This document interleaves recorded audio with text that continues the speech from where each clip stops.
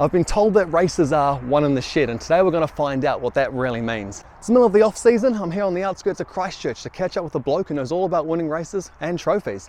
In fact, he was one of the drivers that helped win the New Zealand Stockcar Teams in Rotorua. So let's go meet him, have a chat, and look forward to the season ahead.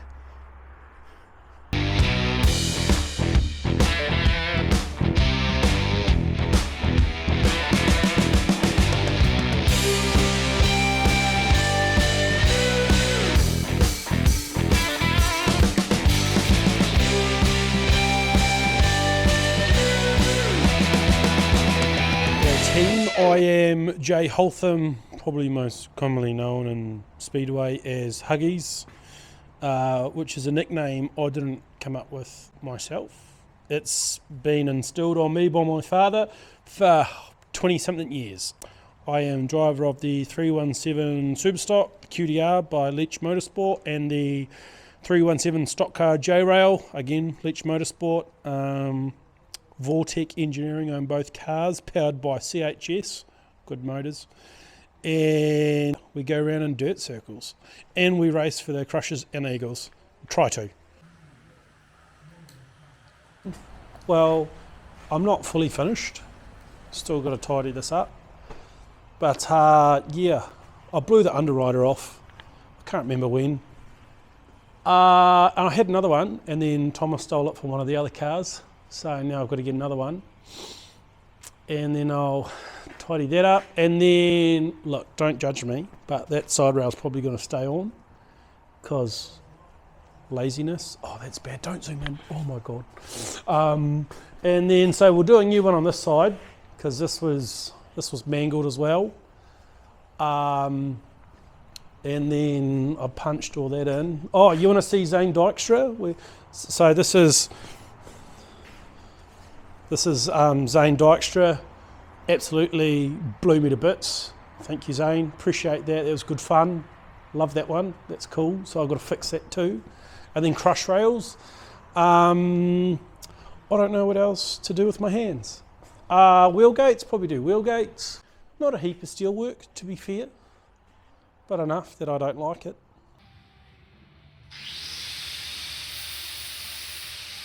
Let's start with the Stockcar Teams in Rotorua. Going up there with the Crushers, coming home with the trophy. How was that weekend as a whole? Awesome. I get goosebumps now thinking of it. Like it's, yeah, I've said it before and I'll say it again. I think that meant more to me than winning Palmy Teams.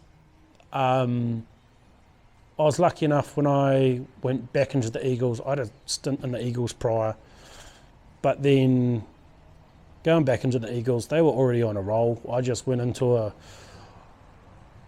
on the bandwagon on a winning formula, and they had it down packed, and I just putted round and got in the way, and then they did all the hard work, and I got to get a trophy out of it. I mean, don't get me wrong, that means a lot to me, but I think because I'd invested so many years into the Crushers as a whole, I think it probably meant more. The weekend was awesome. We didn't have much damage. The team is, like, not just us individually, but the team as a whole, we didn't have much damage. We just had to replace a gearbox on night one to be precautionary, and that was fixed for race two anyway. So we didn't have to do much, which is nice. But yeah, as a whole, that weekend was one of my highlights on Speedway, that's for sure. All right, nice. And you must be excited to defend that title in Christchurch. Has anyone come up to you and talked about what it means for the South Island to be hosting that event for the first time? Selfishly, it doesn't make a huge difference to me personally, because I'll go wherever, it doesn't matter. I just love the sport and I love teams racing and I love that event so much that wouldn't matter where it was in the North Island. I'd probably try and make it if it was feasible. From a clubman's point of view, it is huge, not just a financial aid, but hopefully it has long-term effects if we can get more eyes at Woodford Glen and get the average punter there that probably doesn't watch Speedway, and then all of a sudden they're like, wow, that's stupid but cool.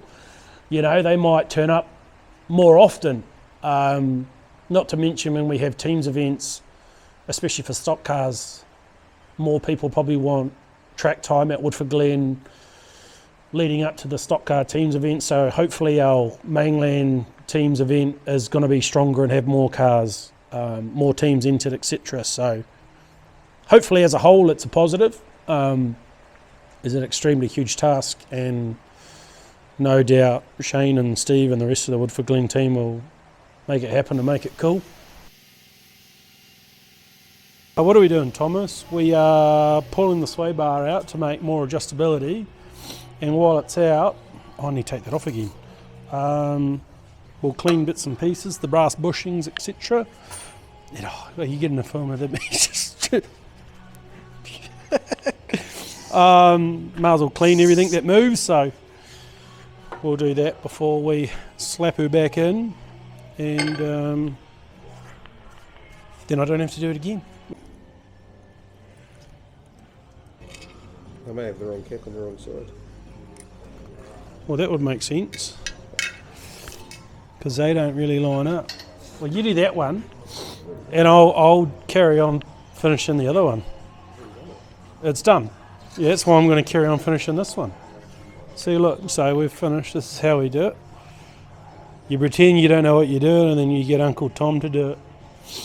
That's my motto, my life motto.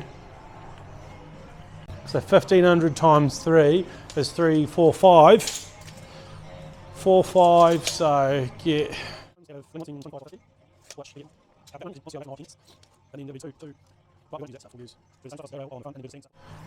Are you writing this down, Thomas? What's the go for the upcoming season? Planning on running both the Super and Stock Car again? Right, so we are currently trying to sell the J-Rail, the stock car I ran last year. I'm fortunate enough that Brad Rosewarne has and is lending me his stock car for the coming season, so we'll do, half a dozen, 10 odd meetings in the stock car, but we will probably predominantly focus on the Superstock. There's still a couple other little things I want to tick off, especially, redemption, I guess, at Superstock Teams. How we bowed out to Gisborne sort of hurt, not because it was Gisborne. There's also there's a real cool rivalry there, but just how we bowed out, I think, probably wasn't really up to our standards. So it's not really for anyone else, it's probably more for us, that we just want to prove to everyone that we are still contenders, that we aren't pushovers, or the run's not ended, it's just had a hurdle, I suppose. So we'll definitely be doing more in the Superstock. I won't be doing New Zealand stock cars on Wanganui, but the goal is to make Stratford for New Zealand Superstocks.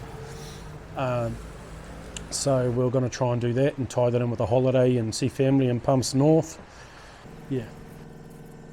There's a saying that races are won in the shed. Is that something you'd agree with? 100%. Yeah. 100%. The environment I'm in the shed with the Vortec boys is good and bad sometimes. If you even think about something being dodgy, it gets replaced. And then we'll try and see if it works later on, or if we have a motor on the dyno or something, we will try those bits and pieces then. So we're pretty lucky. I think last year in the stock car we had 2 DNFs, and both of them were right rear tyres. I did have a couple of DNSs when I decided to crunch a computer, but that's another story.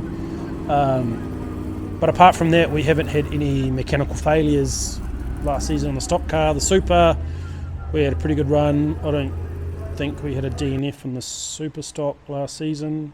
We don't count teams, because teams is way too brutal for that sort of jazz, so we don't count those in those stats. Try and keep the stats looking good. How many hours are you spending in the shed between meetings, would you say? God, I'm going to get roasted for this. Not enough. I am very lucky with the boys that I have in my camp, that if I can't make something, I can't make a night, or I need to duck off early, or I've got a call out or something like that, the boys will chip in and do work on the car. So extremely lucky in that respect. Like, there's a lot of hours that go into this, but not all of them are me, and I won't pretend that they're all me either. Go on, you mongrel. Oh, right, now we're cooking with gas. Ow! Ooh, happiness! Thank you. No, I didn't do that up. Oh, you're scaring me. Oh, are you sitting flush? Don't know what you're doing, and then Tom does it for you. It's like holding the torch for Dad. It's a couple of year nars for you then. Race night, do you wash the car after a race night yourself? Most of the time we'll hose it down. So we'll pull the cars out, hose them down, probably hit them with a water blaster a little bit, and then the Sundays, either Sundays or Tuesdays, we'll go over them fully properly again. If it's a 2-day meeting, then we'll wash the cars on them. That's you yourself, that's not a crew member, that's you doing it? The hard yards? Oh, sometimes it's the boys. Nah then, is it? That's a maybe. It's 50-50. Have you ever blamed the track when it was actually a driving mistake you made? 100%. All the time, I don't make mistakes. It's always the track's poorly prepared, or there's a rut somewhere, or someone got in the way. So I have blamed other people for my mistakes. Would you say Palmy Teams is the pinnacle in New Zealand Speedway? Yeah, by a country mile. Easy, yeah. 100 mile. Yeah, by a country mile. It's I don't think anything comes close, really. What would be second if you had to say someone? Oh, I'd probably say World 240s in Rotorua. I think 240s is a bit more prestigious. Yeah. Especially with the POMs coming over. I think it's probably almost harder to qualify for 240s because there's less spots available as well. Yeah. Would you say zip ties and duct tape count as a permanent fix on a car? Nah. Not with these boys, nah. We'll, sometimes if we need to put a little tab on somewhere, like the TIG comes out and it's got to be done properly. Yeah. Nah, I wouldn't say it's a permanent fixture. Not on these, no. Revenge is just part of racing? Yeah. Yeah. Yeah, I mean, there's been people I've had a poke at and other people had a poke at me. I don't think it needs to turn into a lifelong personal beef. Some people do, but I don't think it's the end of the world. Like, if someone gets me because I'm up on points, it's because I'm up on points. Yeah. If it's just a random one-off, then, oh well, we'll have a poke. Have you spent time staring at the car, beer in hand, and called it work? Yeah. I think that's probably the majority of the time we're tinkering. We've probably got a beer in our hands and we're staring at it, coming up with a plan, or just talking absolute crap. Is there an unwritten rule when it comes to north versus south? You kind of team up, there's a divide there between the two islands? Or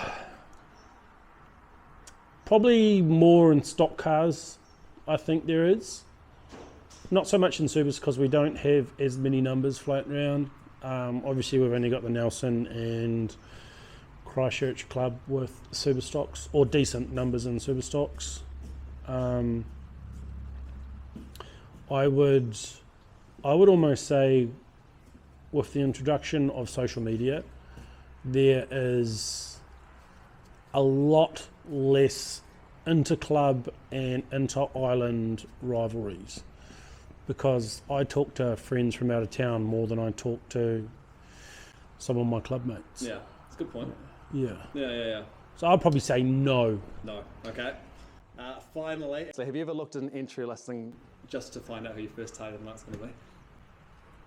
First initial thought is always, can I qualify? Or who's fast? Probably not target. Main rivals then, basically. Who's going to be fast, who I'm probably going to contend with. But there's been times I've looked at an entry list and I'm like, oh yeah, if I'm out of the running, he's not qualifying either, or something like that. So yeah, I would, for Oh no, that's 50-50, I suppose. Before that ding there, this was actually Alex Hill. He smoked me in Nelson. I was just being a silly bugger, and he absolutely dispatched us. And then I did thumbs up because I didn't want the race to stop, and so he thought I was giving him the thumbs up, and he gave me the thumbs up back. So I gave him the fingers, really, because I was mad at him because he smoked me. Yeah, and I got some airborne, and I'm like, oof, that felt cool. So that patch is there because of him. I don't know what that other one is. Probably me just being too slow. Not often do we have to do anything on this side because I'm normally over the pole line. So people don't normally get the left side of the car. It's normally the right side, actually. Or the back bump because I'm not that fast.